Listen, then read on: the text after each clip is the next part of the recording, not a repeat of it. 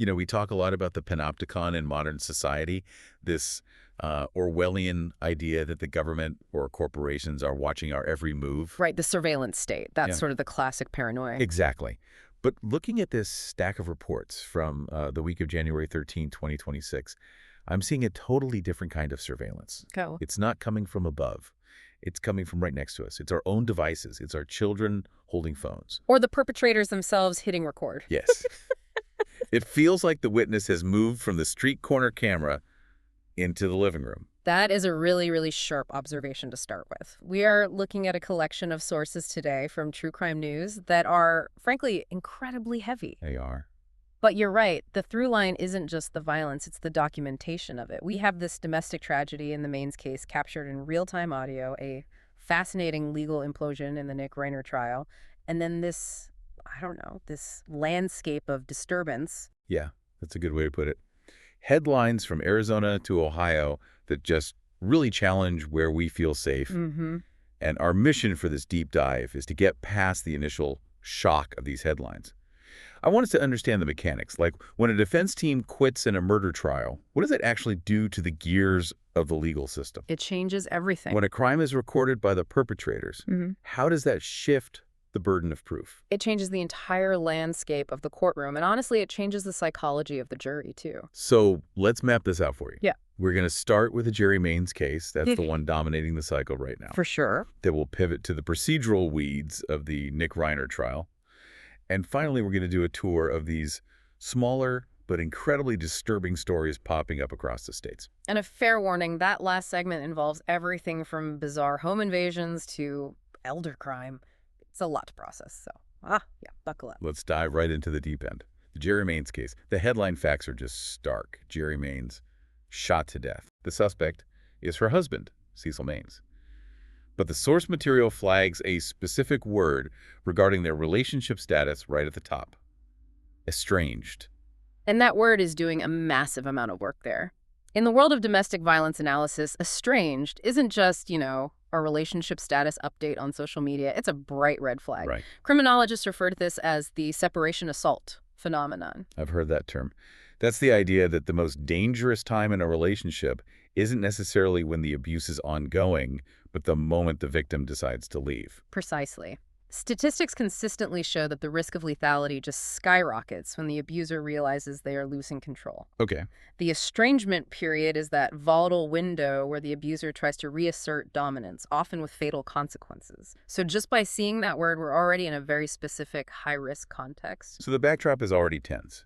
But the detail that I think for everyone reading this source just stops you cold is the 911 call, or rather, the calls. Yeah, this is the part that's hard to read. It wasn't a neighbor reporting a gunshot they heard through the wall.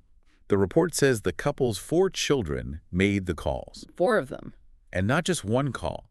The source implies multiple calls coming from inside that house. It's a nightmare scenario. You have 4 children, presumably trapped in the environment, witnessing this escalation.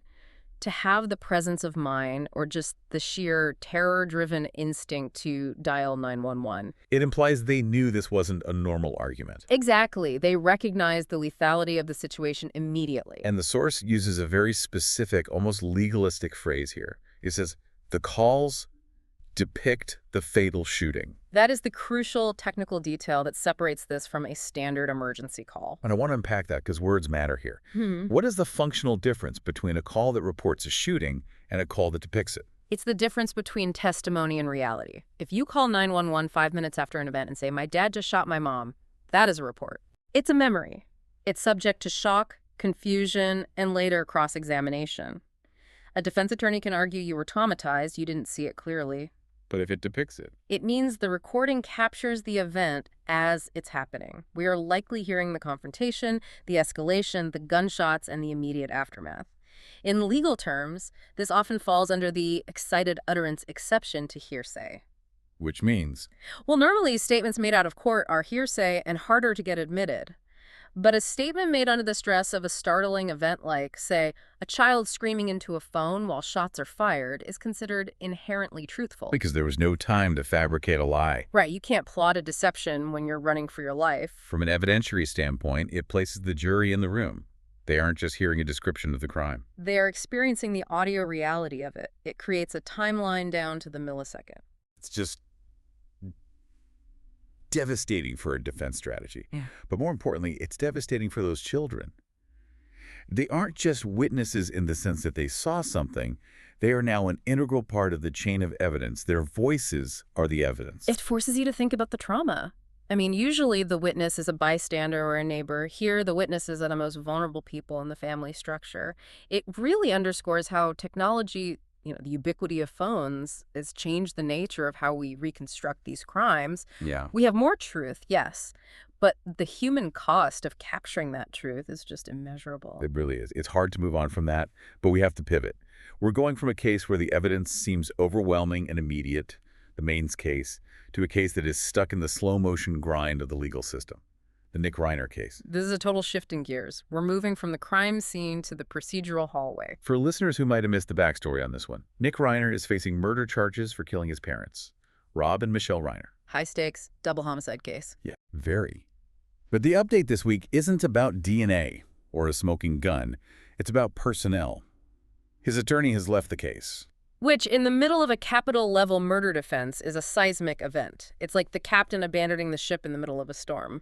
Okay, so help me understand this. I feel like in movies, the lawyer quits dramatically because they find a bloody glove in the client's drawer and have a crisis of conscience. Right, I can't represent a guilty man. Exactly. In the real world, I assume it's boring. Usually, yes. But boring can still be catastrophic for the defendant. Attorneys typically file what's called a motion to withdraw for three main reasons. Okay. 1, conflict of interest. Maybe they represented a prosecution witness 5 years ago. 2, the client stopped paying the bills. Always a classic. Always. But the third one is the most intriguing in a case of this magnitude. Irreconcilable differences regarding strategy. Meaning the client wants to drive the car off a cliff, and the lawyer says, I'm getting out. Basically.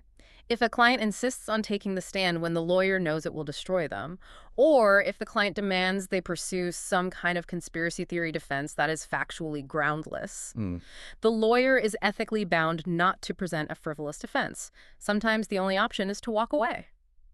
So let's say that happened. If you're Nick Reiner and your lead counsel walks out, what happens to your defense? Does the judge just say, okay, next man up, let's start Monday? Absolutely not. And this is where the system grinds to a halt. A new attorney has to be appointed or hired. Now, think about the sheer volume of evidence in a double homicide. We are talking about discovery. Which is just boxes and boxes of files. Thousands of pages, police reports, forensics, digital data dumps from phones, autopsy reports, witness interviews. A competent defense attorney needs months to digest that. You cannot just skim it over a weekend. So if the judge tries to rush the new lawyer, what happens? You walk right into a trap called ineffective assistance of counsel, or IAC. If the new lawyer is rushed and Nick gets convicted, his first appeal will be, my lawyer didn't have time to prepare. And the appellate court will likely agree and overturn the verdict. Exactly. So the judge has to grant a massive delay to protect the potential verdict later on. So the delay isn't a glitch, it's a constitutional requirement now. It is. It turns the trial into a marathon. And what about the optics of all this? I know juries are told to only look at the facts presented in court, but if you're the public or a potential juror reading the news and you see the defense team falling apart, doesn't that just... It creates an aura of chaos. Yeah. A united front projects confidence. It suggests we have a plan and we believe in it. A revolving door of lawyers suggests that the defendant is difficult or the case is unwinnable or the strategy is non-existent. It's a psychological blow before the opening statements are even read. Totally. It's the difference between a team marching into battle and a team running around looking for their helmets. So we have the raw, visceral evidence of the Maines case and the strategic collapse of the Reiner case.